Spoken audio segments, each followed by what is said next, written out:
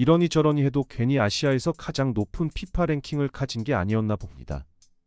대한민국이 승부차기 끝에 사우디를 꺾은 데 이어 일본도 다음날 바레인과의 경기에서 3대1로 승리를 거두며 8강 진출에 성공했습니다.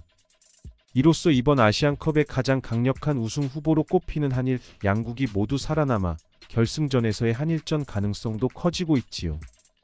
일본은 우리와 같이 3대1로 바레인을 누르면서 같은 중동팀이었던 이라크에 패했던 걸로 인해 생긴 불안감을 잠재우나 했지만 중동팀 중에서도 가장 까다롭다 할 수 있는 이란과 8강에서 만나게 돼 불안감은 여전히 가시지 않고 있습니다. 바레인과의 경기에서도 이번 대회 들어 일본이 안고 있는 가장 큰 불안 요소가 해소되지 않아서입니다.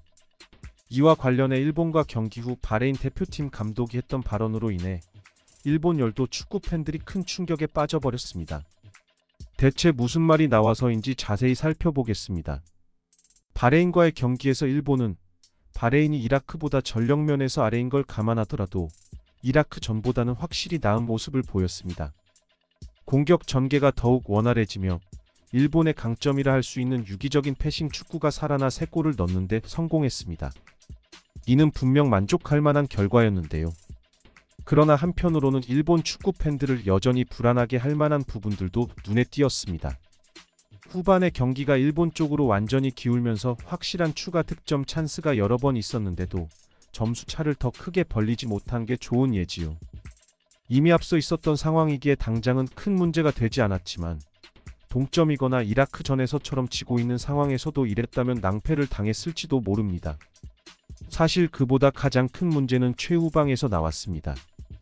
바로 골키퍼 스즈키 자이온의 안정성. 조별리그 전 경기에서 실점을 했을 뿐 아니라 그 실점들 대부분이 본인의 실수에서 나와 많은 비판을 받았던 자이온은 이번에도 문제를 드러냈습니다. 후반전 64분 세트피스 상황에서 공중볼을 한 번에 잡아내지 못해 다시 한번 뛰어올랐다. 수비에 가담했던 공격수 우에다 아야세와 엉키면서 공이 골대 안으로 들어간 겁니다. 이 골은 공식적으로 우에다의 자책골로 기록되었지만 자이온이 처음부터 제대로 처리만 했어도 나오지 않았을 상황이었기에 실질적인 책임 소재가 누구에게 있는지는 누가 봐도 알 수 있었지요. 결국 자이온의 실책이 바레인전에서도 나오면서 일본은 이번 대회 첫 클린시트 경기를 만들 수 있었던 기회를 어이없게 놓치게 되었습니다. 이와 관련해 후안 안토니오 피치 바레인 대표팀 감독이 경기 후 언론과의 인터뷰에서 했던 발언이 눈길을 끌고 있는데요. 카타르 현지 기자가 이번 대회의 가장 강력한 우승 후보인 일본과 대한민국을 모두 상대해본 입장에서 양 팀에 대해 어떻게 생각하십니까? 라는 질문을 하자 피치 감독은 이렇게 답했습니다.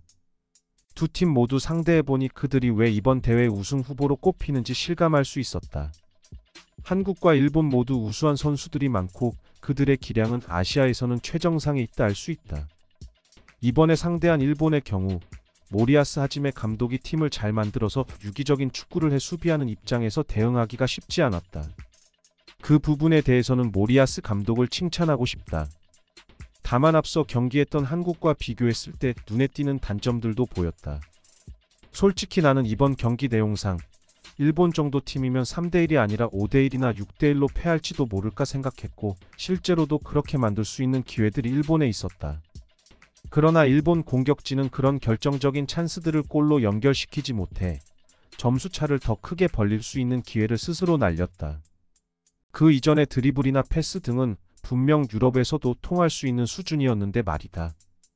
반면 한국은 전술적인 면에서는 일본보다 정교하지 못했지만 언제 어디서 실점하지 않을까 두려워하면서 경기를 해야 했다. 이강인이 우리가 생각지도 못했던 상황에서 2골이나 넣었기 때문이다.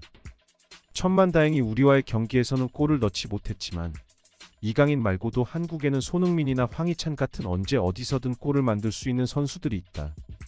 그들이 감독의 전술적 착오나 부상으로 제 역량을 발휘하지 못하거나 출전하지 못하는 일이 없었다면 우린 훨씬 큰 점수차로 패했을 것이다.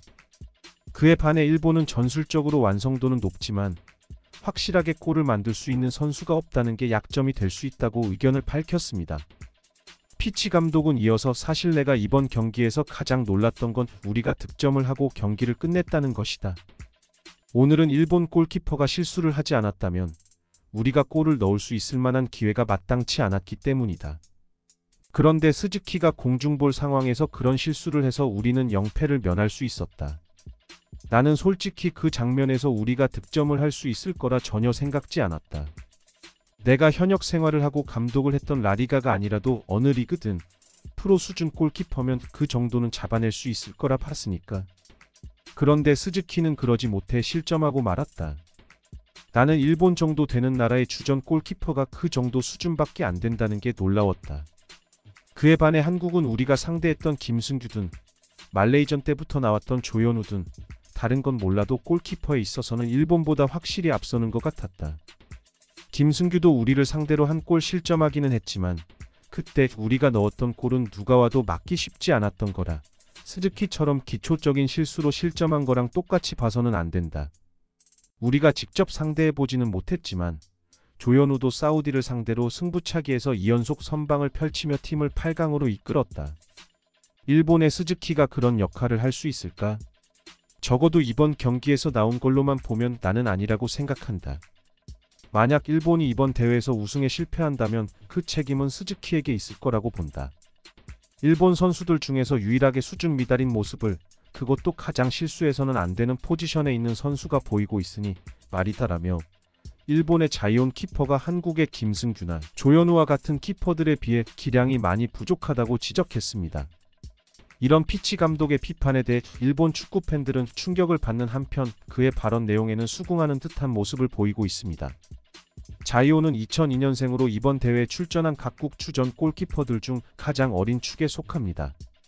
우리나라의 김승규와는 무려 띠동갑이고 다른 포지션 선수들까지 포함하면 이강인이나 대표팀 동료인 쿠보 타케우사보다도 한 살이 어리니 얼마나 어린지 감이 오실 겁니다. 그러다 보니 아직 국제대회 경험이 부족해 이번 대회에서는 여러 실수가 나오고 있습니다. 그럼에도 모리아스 감독이 여전히 자이온을 계속 기용하고 있다는 거에서 일본의 골키퍼 선수층이 얼마나 얇은지 알 수 있는데요. 이에 일본 축구 팬들은 자이온은 신트투리덴이 일본 회사가 소유한 팀이라는 거에 감사해야 한다.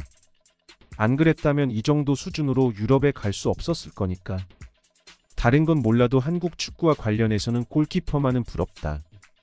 누가 나오든 자이온 같은 실수를 하는 사람은 없으니 말이다.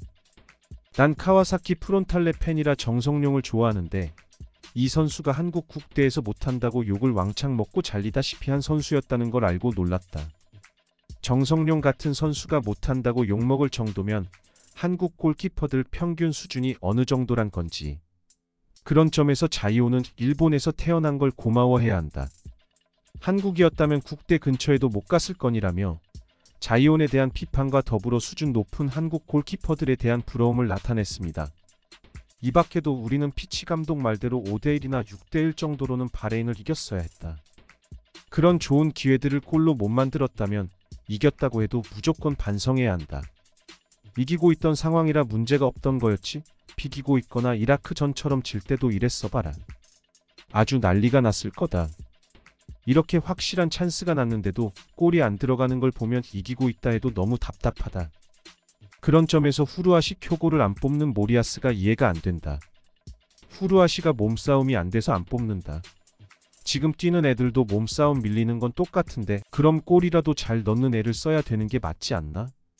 스코틀랜드라고는 해도 득점왕까지 한 선수를 국대에 안 뽑는 나라는 난 처음 본다라며 확실한 피니셔가 없다는 피치 감독의 말에 수긍하는 반응들도 나오고 있습니다. 이렇듯 바레인전 승리에도 불구하고 일본 대표팀의 문제가 아직 개선되지 않고 있는 거에 대해 일본 축구 팬들 사이에서는 이런저런 이야기가 오가고 있는데요. 우리도 사우디전과 그 이전의 조별리그에서 드러났던 문제점들을 개선할 방안을 찾으면서 다가오는 호주전에 잘 대비해야겠습니다.